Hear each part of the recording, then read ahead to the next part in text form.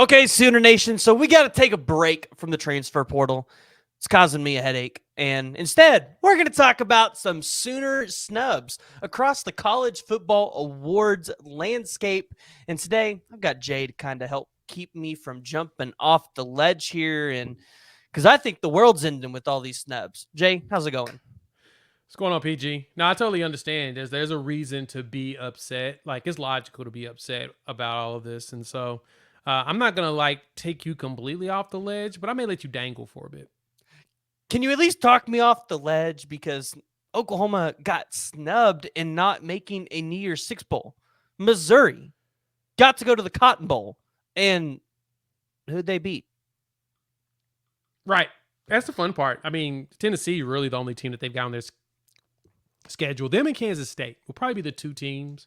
Beat Kansas State early in the season, quote unquote pseudo rivalry, and then they beat Tennessee, which that was a pretty big win for them. That 35 to 7. They blew them out. Besides that, though, no, there's nothing impressive about their schedule, and it's funny because George Stoya had put it out, of course, about the ranked wins, and ESPN even had a whole breakdown on it, on where Oklahoma should have been. And when you looked at it, Oklahoma had 2 ranked wins. They beat Texas and SMU. Coincidentally, both of them won their conference championships this past weekend. And of course, they beat 6 teams that are bowl eligible. The losses were to Oklahoma State, which played in the conference championship, and Kansas, which hurts as they continue to tumble downward due to a bunch of injuries, right? They started seeing more injuries. But when you look at Missouri, they beat Tennessee and Kansas State, their best wins.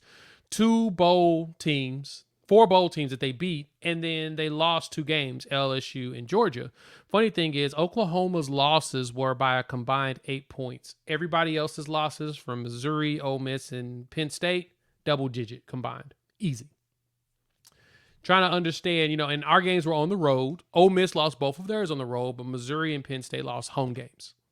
You would think that will be something in consideration, but they talked about OSU and Kansas without pointing out that they were on the road in, questionable weather with, on top of that, under double-digit combined loss. And on both of them were on the last drive. Yeah, it was 8 points, 9-point loss? It was 8 points. It was 8 points combined. 5 on Kansas, 3 on Oklahoma State, and both of them were on the last drive. So it wasn't a end-to-end beat-up. We weren't getting blown out. We weren't getting worked for the most part. We were, the pick 6 hurt us against Kansas, and then we went back, took the lead, which 21 straight points. And then, it was a dog fight from the end.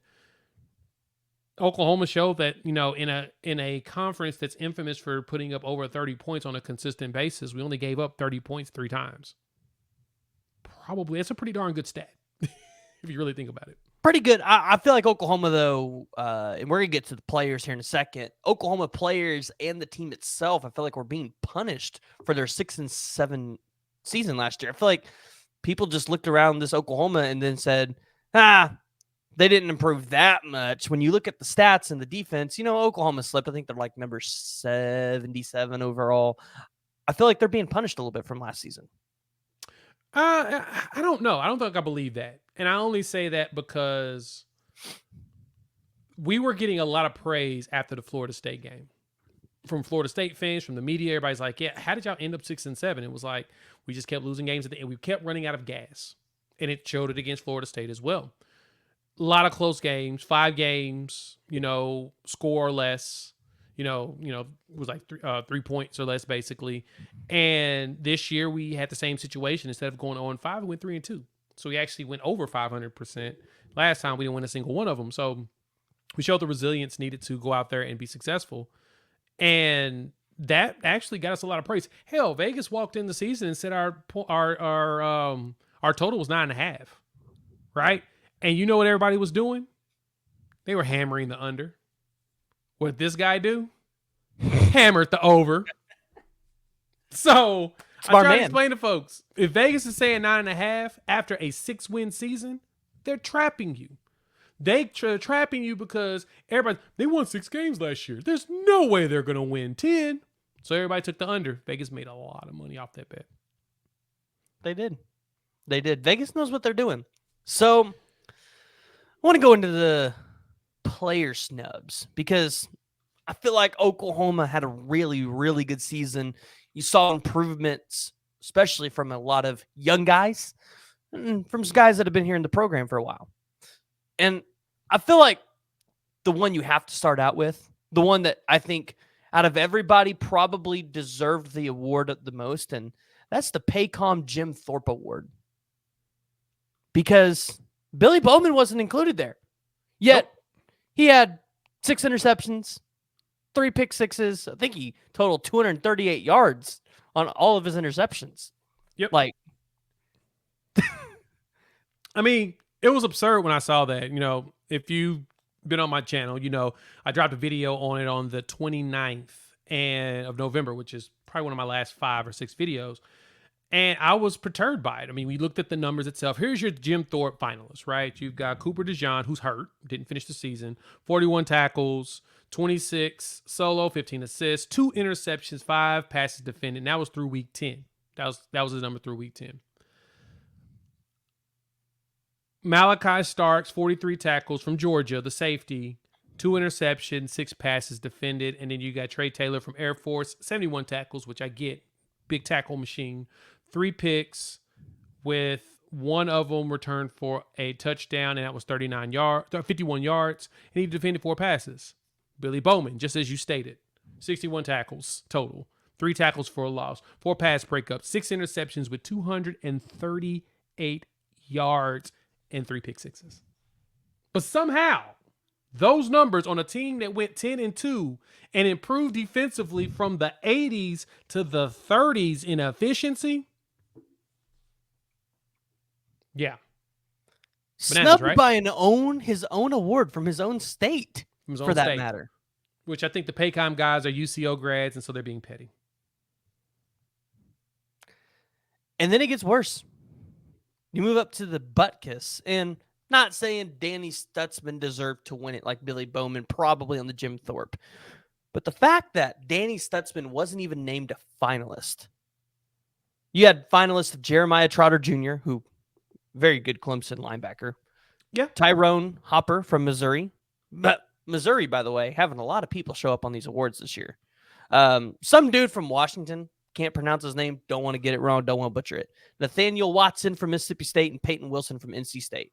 But I look at it, Danny Stutsman was the leading tackler on the team with 99 total tackles. He had 3 sacks. He had 2 pass breakups. He had 1 interception. And I believe that interception was returned for a touchdown. He had 2 forced fumbles and a fumble recovery. Yeah, that's Eddie Ulafucio up there at Washington. There you go. And yeah. Now, Eddie put up some numbers too. He had a solid season, you know. If you look at the numbers with it, like I looked at this list, and I think out of anybody that I had questions about would have been Tyrone Hopper. I mean, they had a really good season at Missouri, and I'm not going to discount what he was able to produce, but Danny Stutsman had 99 total tackles with 47 being solos with the same amount of sacks as Hopper, and he had a pick that was a pick 6 with 2 forced fumbles. And Danny Stutsman missed a game and a half. And he missed a game and a half. But Cooper DeJean got in on the Thorpe Award, and he hasn't played since week 10 because he broke his leg. Yeah. I'm just saying, Danny Stutsman missed a game and a half, and those were his stats. So right. What would it have been like if he had played a whole nother game? What would it have been like? Yeah, if he would have been able to finish Kansas and continue. Yeah. That's what made me just be like, really? Like, it's just fascinating. It feels like, I mean, I get the thought of punishment in some capacity. I just don't understand why you would leave off players that are putting up the numbers that you want for your awards. Like, Stutsman should have been a lock for the Butkus. He should have been a lock for getting in there because he put up the numbers you need. He looked good, too. But guess what? Nope. They told him no. That's why I think Danny Stutsman should come back with a vengeance next year.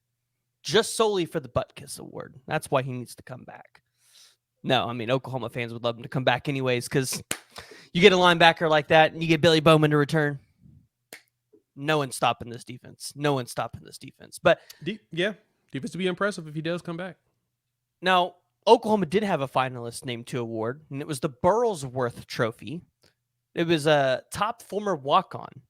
Drake Stoops, obviously named there, had a great season. Didn't know how he was going to top last year. Well, he did it. Drake Stoops was in there with Cody Schrader, who was the running back from Missouri, who actually, I think, won it. You had James Carpenter from, I don't know where he's from, and then James Madison. So Yep. Drake Stoops didn't obviously win it. Cody Schrader, though, I agree, pretty dang good. He had a really good season for Mizzou. Do you think Drake Stoops had a chance at that trophy? Do you think they kind of snubbed him out of that one? Or you think, hey, this one kind of sits right? Cody Schrader had a pretty good season. He had a pretty good season. Really think about it. I mean, I didn't realize who Cody Schrader was until I watched a little bit of Missouri and started watching what he was doing. I was like, oh, that's it's pretty darn good for a guy that it's, a running back that's a walk-on, I mean, he ran for 1,400 yards. So like how do you deny him on 1,400 almost 1,500 yards and 13 touchdowns?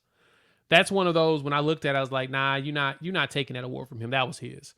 As good of a season as Drake did have leading the Big 12, I mean, Schrader is up there in the nation in yards for the season. It's a tough one to say, nah, bro, you can't get this. He was third behind Ollie Gordon and it was Kamani Vidal over there at Troy.